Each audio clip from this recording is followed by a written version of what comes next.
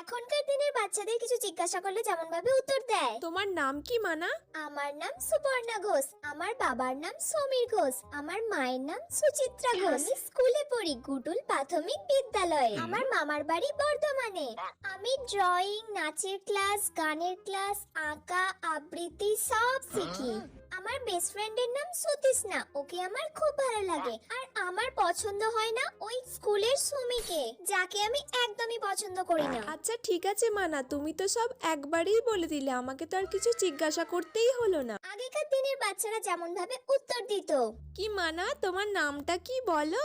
কি রে, কাকিমা তোর নামটা জিজ্ঞাসা করছে, তুই তোর নামটা বলতে পারছিস না? বল কাকিমাকে নামটা। এ বাবা, একটা মেয়ের নাম জানে না।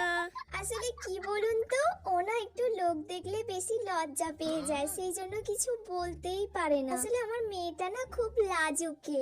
আরে পালাচ্ছ কেন? দাঁড়াও দাঁড়াও।